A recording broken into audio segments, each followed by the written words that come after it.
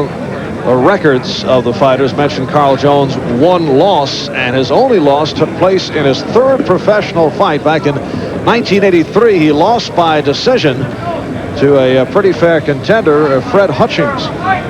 Fred Hutchings is a very acceptable opponent because he was big at that time. So Michael Nunn in the blue. Record of 13-0, 10 by knockout, and in the black trunks, Carl Jones, 23 years old, out of Los Angeles. Nunn has excellent boxing skills, not a knockout specialist, although his KO ratio is impressive. Likes to use much movement in the ring, and here he goes. Looks to circle and backpedal, flick the jab. He's very elusive. He's supposed to be a very fine fighter who doesn't knock out people with one punch, just sort of wears them out. He's a quick puncher. And people in Las Vegas and out west here very high on this young man. Prospect of his future is very bright. There you go. Move, Mike. Get off the ropes, Mike. Now we're looking at a guy who's got fast hands and fast feet. Come on, get that right hand out of his face. Turn your toes. Stay out the inside, Mike. Nunn likes to dance, which has led to stamina problems. He has become winded in the later rounds of the bout, and he has run out of gas, but he's a technician who rarely gets hit. And should we think that it's an easy fight he's in? Carl Jones is, they claim, his toughest fight, in tough, because this is one of those kids, he's 16-4, but he comes to fight, and he can put you out with one punch. Mike, you stop punching, your move. Get off the ropes. Oh, a big left hand, and Nunn is set down. Now, according to Nunn, he had never been knocked down. Well, having said that he can do it with one punch, he must have hurt us because he let fly that one punch. And here is Nunn, who has number 14 written on his trunks, in trouble. Move, Mike. And Nunn stepping it up against Jones. So Michael Nunn, the 22-year-old from Davenport, Iowa, now living in North Hollywood, California, coming in as a highly regarded prospect, is put down here in this opening round. We're scheduled for 10, put down by Carl Jones. Come on, Mike, keep moving. Norman Henry, the manager of Carl Jones, said he's willing to take this chance because he thinks that Carl Jones has been underrated and he belongs with good competition. Don't hang up. Come on, Mike. Get out of there. That's it. Move, Mike, move. Don't stand there. And we had mentioned earlier that Nunn is one who rarely gets hit. But Jones having no difficulty.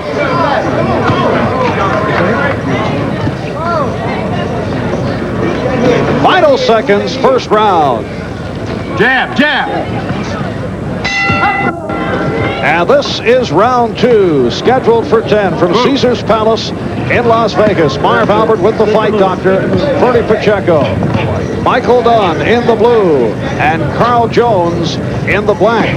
Not only had Nunn never been down before, but he had never been hurt in a previous bout. Well, that's what you call learning the business. You got to see what a fighter's got after he goes down. Does he come up fighting? And he did. He came up, he survived the round. In fact, he was winning that round toward the end, although you have to give it to Carl Jones. Michael Nunn, the southpaw, in the blue. Carl Jones in the black trunks. Jones, 23 years old, from Las Vegas. His last fight back in October, he came up with a 10th round TKO of Kevin Perry that he says was his toughest fight.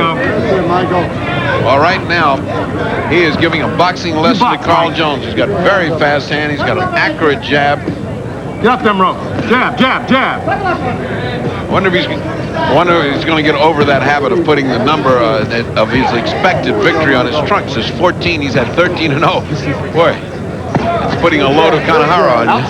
There you go. That's a new one. Have you ever seen that before? Kanahara? No, that's good. Hands up. Get out of there. Not the rope. Get out of there. Let's see, Las Vegas time. There you go. It is just past 11 in the morning. It's kind of a strange time for two guys to be in the ring fighting each other. He's gonna do that, Mike. There you go.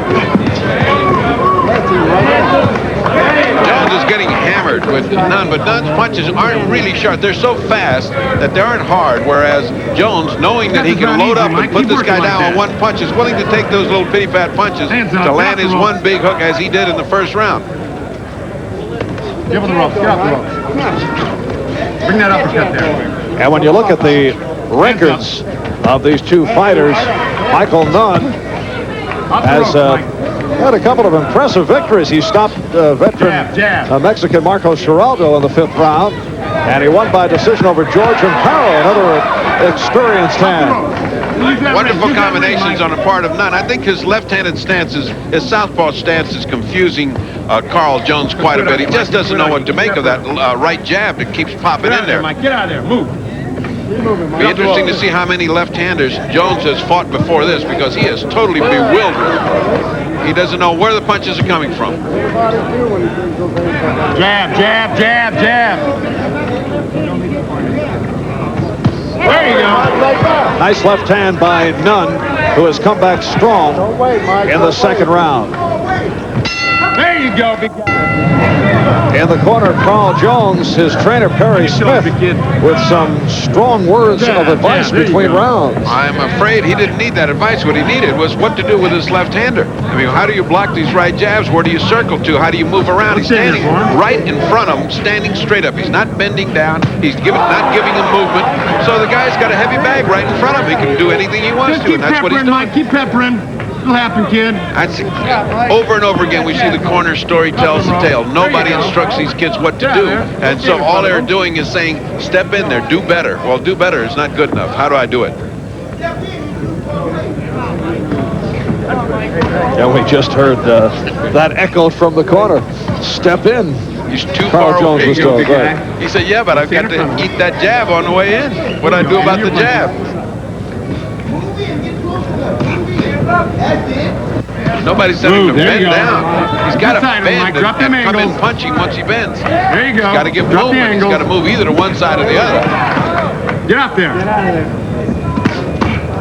Michael Nunn in the blue has stepped up the pace after he was surprisingly put down in round 1 by Carl Jones in the black trunks. And Nunn now looking very confident. He's counting punches as he lands.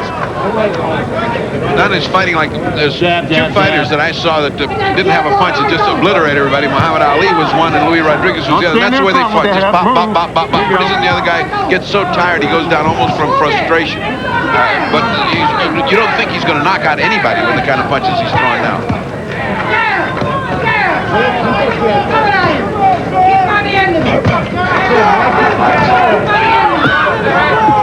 Keep that head moving. There you go. Occasionally Jones will get the left hand in, but it's all Nunn. Flicking the jab and on his toes and in constant movement. Isn't it strange, all Nunn or none at all?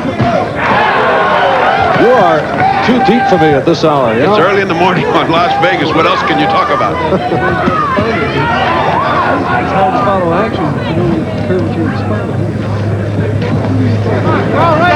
And we're coming up on 30 seconds remaining in this 3rd round. It's scheduled for 10. Dancing feet on the part of Nunn. He just barely touches the canvas. He is a thing of beauty if you like speed and fast boxing. Reminds me of Willie Pastrana. He just glided along, bipping and bopping until he finished the fight. Get up. Get him on the end of that jab all night, Mike. Get him on the end of it. Body. That's it. It's been target practice for Michael Nunn Up already, Mike. throughout these last 2 rounds. Keep working. Pepper. He's blinking, kid. There you go. Marv Albert back in Las Vegas, where earlier we saw Robbie Sims stop John Collins at 2:46 of round number 1. We are now watching a scheduled 10-rounder with middleweight prospect Michael Nunn going against Carl Jones. You saw the first 3 rounds, rounds 4 through 8, a bit on the tedious side, and we are being generous with that particular assessment. Let's pick it up, though. Now, here is round number 9. I got it. James, you watch the blow. And this is round 9. We have heard many intriguing comments from the corners during the course of this fight, but the capper in the corner of Michael Nunn just a moment ago, Nunn was said, now, I don't want to see any bravado acts of bravery. Don't play games with Mike. See any acts of bravery. And Nunn said, you don't have to worry about me. Mike. I intend to run the last 2 rounds just like I've been doing. Look at that. Look at that. I've heard people saying, "Don't fight this guy. Don't get brave." 1, 2, bing, bing, hook right. I don't want any acts of bravery. There you go. Rather flowery way to put it.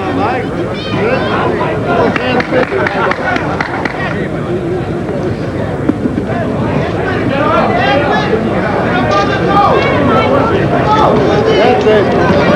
Don't wait, Mike. Get out of there. There you go. There you go. That's it, Michael. This crowd has been very compassionate because Nunn has gone through this type of fight in the past and has heard the boos in Los Angeles.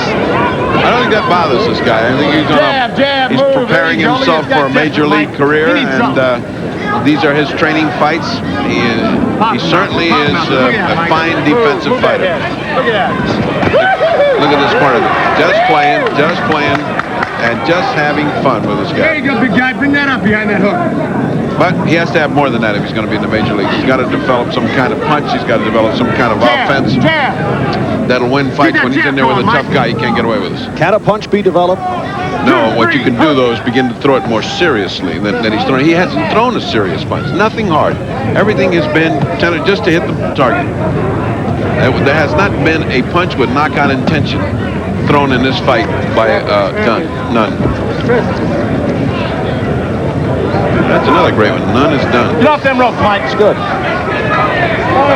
Freddie, this fight and the weather have gotten to you. Move, Mike. Move. Use that middle of that ring. Nunn's boxing, though, designed to score points, and he did have a terrific amateur career, and you can understand why, winning 168 of 176 fights, and what a berth as an alternate on the 1984 U.S. Olympic team. Narrowly beaten out by Virgil Hill, who ended up with a silver medal. Get off them ropes. Must have been some fight, because this guy should be a tremendous amateur fighter. That's what he's fighting, amateur fights right here. You're seeing an amateur fighter who has not gotten rid of the amateur, I need to just touch him to get points technique. He's got to get into being a pro somewhere along the line. Get out of there. Don't stand there for a move, baby. Get out of there, Mike, and move. Coming up to the end of round 9. There you go, jab, move. 10th and final round. Michael Nunn in the blue and Carl Jones He's got to try in the black. Mike, you move, baby. Back in round 1, Jones with a left hook, landing flush on Nunn, knocked him down. Since then, it's been the boxing skills of Nunn, although it has not been exciting. In fact, it's been a yawner from the spectator point of view, but it is Nunn piling up the points and with the sizable lead here in the final round.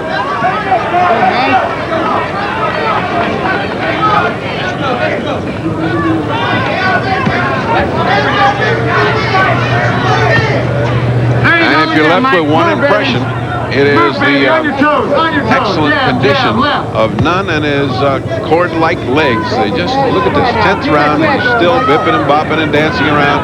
Frustration written all over Carl Jones. Give some work, Carl. Here we go. It's depressing to think that the highlight of the fight was in the first round and it went downhill after that. Now, we discussed earlier the fact that Nunn has had stamina problems in the past because he has constant movement, but does not seem to be having any difficulty with his stamina here in this 10th and final round. Still on his toes, still able to dance, and still not able to punch. Keep your hands busy, Mike. There you go. And not trying to punch hard. He's just not putting it in there. Now Jones finally get him in the corner. Look at it. The guy moving it around with an illegal hold on the neck. But that's a Muhammad Ali trick. Ali did that his entire career. And here's Jones. That's the first left hook he's attempted in many rounds. Finally, after 9 months of 9 rounds, it feels like 9 months. At least they're giving birth to stillbirth to a baby here of boring proportions. That's the first time that he really threw something in anger and reached for it. At least he tried. You got 30 seconds. Get up there, There's 30 seconds to go, and Jones still can't get himself close enough Keep moving. 20 seconds, to punch it. Now you're believing the corner. The man is giving inaccurate times. Purdy, this has gotten to you. That's the correct time on the screen. So I lied. There you go, Mike. Yeah. Michael Nunn out of Davenport, Iowa. Now living in North Hollywood, California. Carl Jones from Los Angeles will go the distance. There you go. In a very dull fight. Final seconds. 20 seconds. Get up there, bro. And now the corner says 20 seconds, which is what he said 45 seconds ago. Back in Las Vegas, we're set for the decision. Let's go to the ring. Here's Chuck Hull. Ladies and gentlemen, here is the decision of the judges. Judge Chuck Giampa scores 99-91. Judge Bill Graham scores 98-91. And Judge Patricia Jarman scores 98-93 for the winner by unanimous decision and still undefeated, Michael Nunn. Clear cut for Michael Nunn, who is now 14-0, winning by decision over Carl Jones. And earlier today, in the main event, it was Robbie Sims stopping John Collins in round number 1. And Ferdy Sims looked very sharp right from the start, but Collins didn't look right. And we made a comment regarding that left eye, which did not look good. There was a cut under that left eye that was covered by makeup. The ring doctor wiped off the makeup, said that's a cut, but it's not bad enough. We'll go ahead and let you fight. But obviously that was going to be a factor in this fight had it gone longer. Covered by makeup? That's right. Max factor number 3, I think. Hampton